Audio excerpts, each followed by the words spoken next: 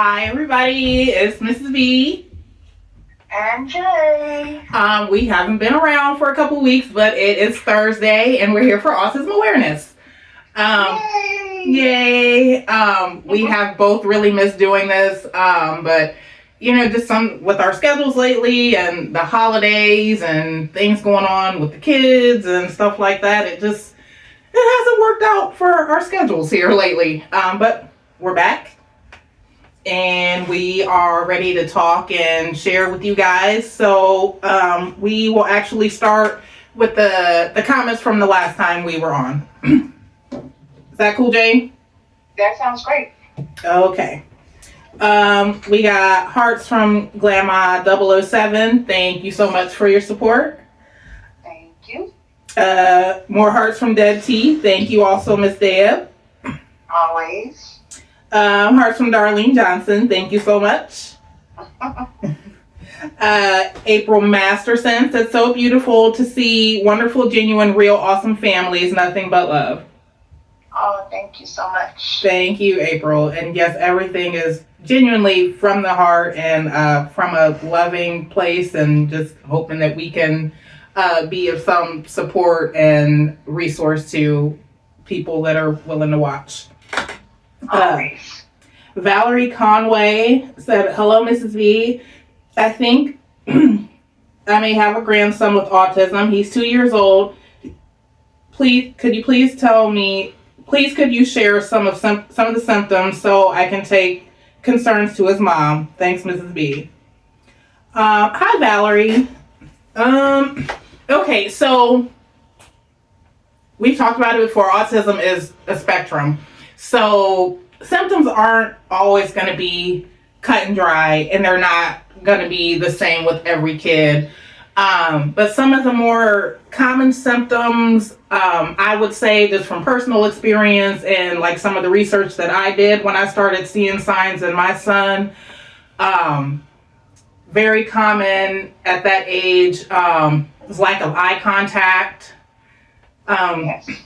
With him being 2 years old, you may notice that he has not reached some of the milestones that a 2-year-old should reach developmentally. A lot of times those delays are speech related.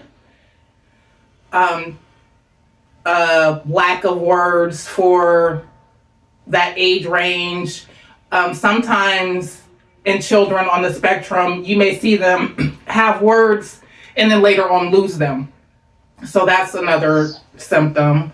A lot of kids on the spectrum are very rigid as far as wanting to have routine, wanting to have things the same way, and varying from that can cause meltdowns, changes in behavior. Yeah, a lot of repetition. A lot of repetition. You may see repetition in their movements. They call it hand flapping. And then a lot of stimming as well. Yes. Stimming. It could be like head shaking, like I said, hand flapping, or other maybe like repetitive movements with their fingers or their feet. A lot of kids on the spectrum walk on their toes. Trying to think of some other things. I noticed with my son and a lot of kids on the spectrum, they say they prefer isolated play over play with other children. Mm-hmm. You may see, like, if he has like blocks or toys or something. Romy used to stack things and line things up. And He still lines stuff up. Mm-hmm. You'll see that a lot with kids on the spectrum, and a lot of times they will line that thing up or those items and nobody else touch them. Like, don't move it. They can tell. Yes, they can tell. They can tell. Absolutely. So don't mess with it. So the best thing is early intervention. So if you are starting to see those signs, it's best to push for the pediatrician to make the referral to a behavioral doctor to start the what do you call it, the diagnosis process, because it can be a very long process. I'm not sure where you are, but here in Ohio, I went through a ton of wait lists in the process of getting him diagnosed. I was on a wait list to get him into speech therapy. So the earlier you can get the ball rolling, the better served you and the baby will be. And the early intervention is key to a lot of stuff. Yes. That is key to a lot. And you guys watching, I know we have some of our supporters that also have some babies on the spectrum, some adult children on the spectrum. So feel free to chime in the comments and some things that you've seen that maybe some pointers and helpful to Miss Valerie. Okay. That would be great. Let me see. The next comment is from Bree B Creating. She said, "Great job, ladies." Thank you, Bree. Thank you. Julie Tayman said, "Great job, ladies, and have a great weekend." Alicia James said, "Hey, y'all." Hey, Alicia. She's so sweet. She's been very supportive. Marie Sullivan said, "Hey, sweet ladies, I'm sorry I've been MIA so much lately. Hey, trust us, we understand. I was sick over a month and feeling really bad, then lost my dad. So I've been dealing with that. Sorry to hear that. I think I lost myself for a while there. I think I'm getting back finally. I had Naya and Nico this weekend, so that wore me out, but I loved every second of it. They helped me decorate for Christmas. I was so worried about y'all, and I'm so happy Charlie B is doing better. I've been praying for y'all daily. I sure missed y'all. I'm catching up on videos now." Well, thank you. That was the last comment. Keep you in our prayers. Absolutely. So I'm very sorry for your loss.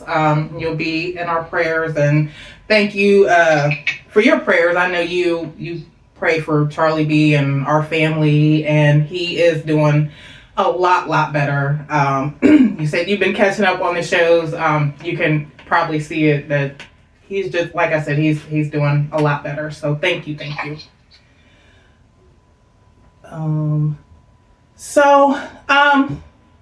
You just want to catch up to where we've been over the. We catch up. You know, I'm starting to realize as Jaylon gets older, it's a lot of stuff that I go through that I didn't used to go through. Okay. Some good, some not so good. And I'm just basically at this point, we're taking it day by day. Right. Because sometimes we can have a great day, and sometimes we can have something that is not so great. Mm-hmm. And I'm learning that you can't do everything. You can't solve everything. It's going to be some things that happen that you don't have the answer to. Right. But I just know that I just have to keep pushing, keep persevering, and keep talking to him. Yes. He had a little meltdown a couple of days ago. Okay. And in the midst of it, we really don't know exactly what it stemmed from. I think he was overstimulated and he was upset that we told him no about something. Okay. But he just took it to the next level. And to watch your child get so frustrated, it was very, very hurtful for me. Right. And I had to like, you know, we calmed him down. Larry and I calmed him down. Yeah. I'm down, I'm okay. And then I just had to go somewhere and just let it out by myself. Yeah. And I know that sometimes that's not the answer to everything, but it was the answer right there. Sometimes you have to take those moments sometimes, though. Yes. Sometimes you, like you said, you got him calmed down, but then it was like your own emotions took over.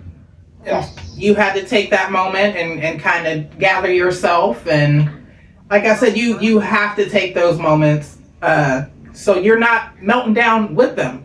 Because I've been there. Like, You don't know what to do. You don't know if you're doing the right things, or I'll be honest. Sometimes you wish like this was not something that was my life for my kid. My day to day. Yeah. And I don't like to always think like that, because then I'm like, oh my God, I'm a bad mom. Why am I thinking like Nope. that? But at the same time, I'm human. Absolutely. I'm human. Yeah. And so you're going to have those days where they're not great. Yeah. But you have to know that tomorrow is going to be better than the day before. And that's how I look at it. Exactly. Tomorrow is going to be better than the day before. And if it's not, I'm going to try my best to make it that way. Right. And so he's doing good now. Yeah. He's had the last couple of days, he's been doing good, happy, back to himself. And then I have to think sometimes, like, he is 16, and he's not a baby anymore. Right. He's always going to be my baby, Oh, for sure. He has hormones. He has mood swings. Yep. He has this. And I just don't think he knows how to let those out sometimes. Right. And so, I just keep pushing, and so grateful that I have a great support system. Yes, absolutely. And I'm not doing it by myself, Yes. So that right there makes it better, because if Larry sees I'm struggling with something, he's going to be like, okay, no, this is not working, let's do this, X, Y, and Z, and vice versa. So you take the good with the bad, or whatever I want to say. Yeah. But I just keep putting one foot forward in front of the other and keep going. Right. And like you said, you have to put the bad days behind you and hope and pray for a better day the next day. And like I always say, we have to remember that God chose us for this assignment for a reason. Yes. That exactly.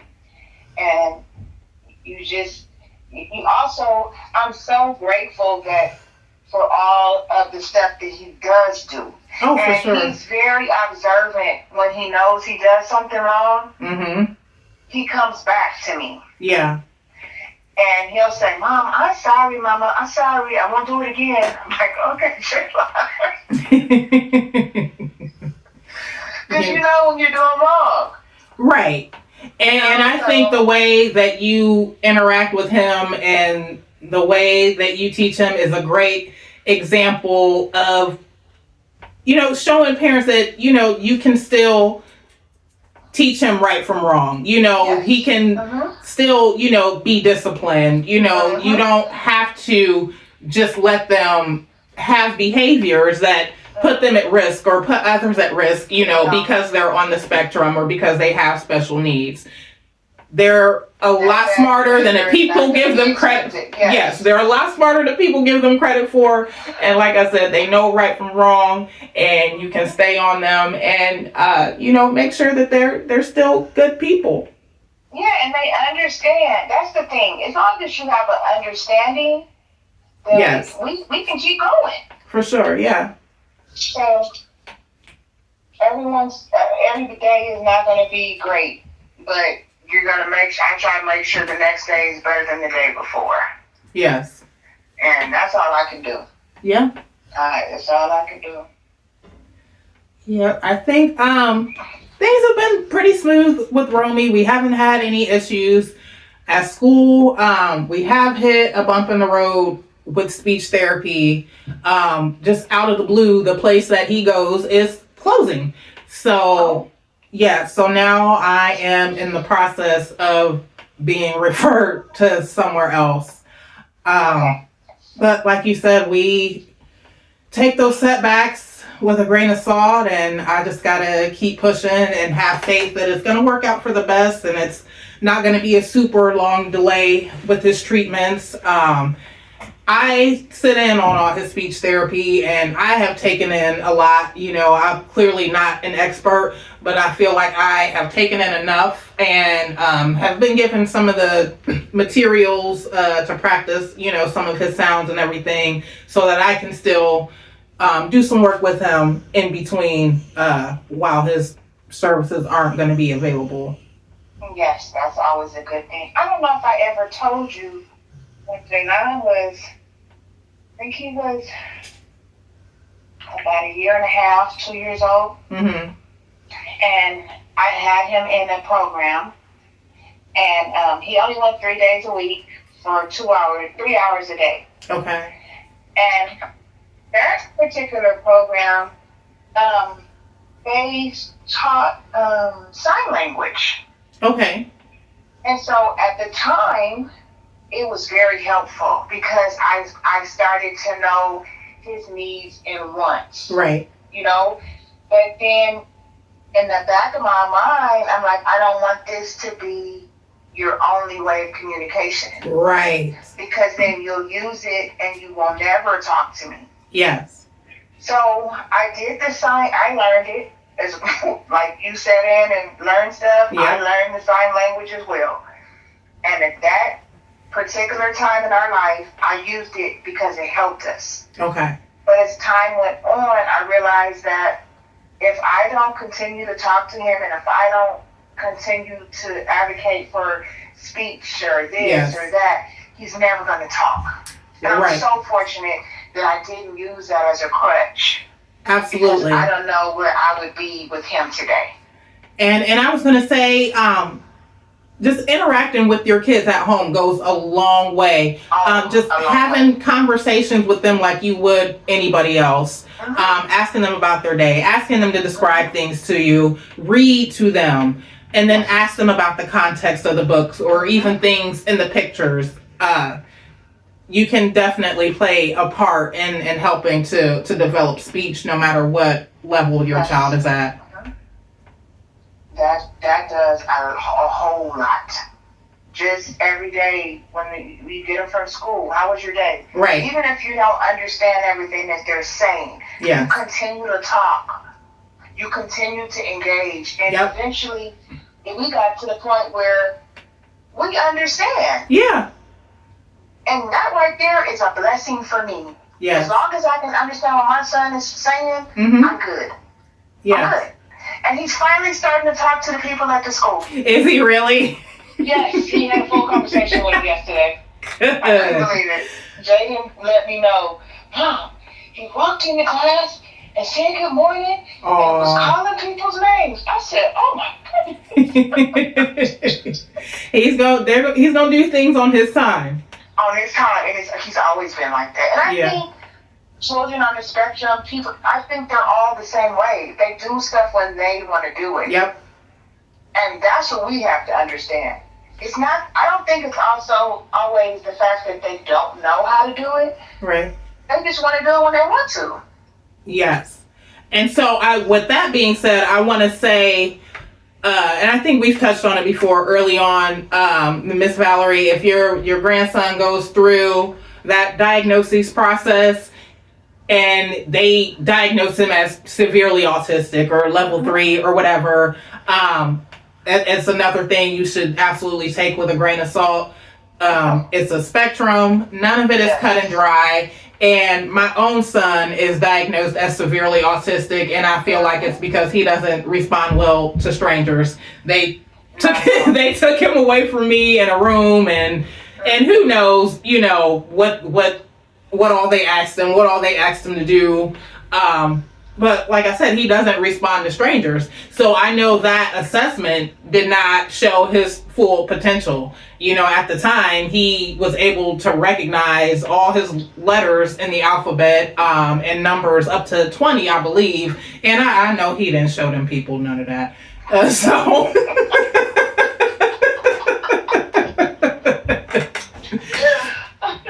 And that goes back to the interaction with your kids going a long way, and just knowing their capabilities and continue to push them to their highest potential. And I think once you learn that you can't base everything black and white, right. Oh my God, you will keep flourishing, like keep going. Yes. I had to learn that I couldn't sit in those IEP meetings and listen to everything that they were saying. Yes. And be so hard on myself. Right. You have to know that your child is capable of going to the next level, hitting Yes. milestones. But they're going to do it when they want to do it, and they're going to do it with who they feel comfortable with. Yes. Once I knew he could do things, Mm-hmm. I used to sit in those meetings and cry. Every meeting I would just be sitting there crying. Now Yeah. I'm just like, oh, okay. Oh, yeah. Oh, Right. Yeah, sure. Mm-hmm. Yeah. Yeah, because you know. You know. Oh. You And, know. And you you know- know your child. Right. And speaking of IEP, I feel like Romy, he benefited from going to traditional school with an IEP and just being around his peers. His communication and his vocabulary increased a lot with that also. Amazing. That's amazing. Jaylon has his yearly next month. Okay. And I've already spoken to the teacher, and he's already knocked some of the check marks off of it. So Good. we're on to bigger and greater things. Yep. Okay. Well, I hope we covered some information that is useful to people. I hope that people use us as a resource and a sounding board and continue to support our little platform. And I'm just happy to be here. And please give us grace that we've had a couple weeks off, but life be lifing. It does. So it doesn't mean that we're not still thinking of you guys, and communicate with between the two of us, Right. but sometimes, like she said, our schedules are just not aligned. Right. So Yeah, with hopefully the we kids get and back on track. the 3-hour time difference. Yes. And yep. So it's not always easy to line up. But we want to be here for you guys that are here to support us. So. Yes. And hopefully we will be back next week. Yes, ma'am. Okay. Yes. All right, you guys. Thank you for watching. We appreciate your support very much. Love you. Bye. Bye, everybody.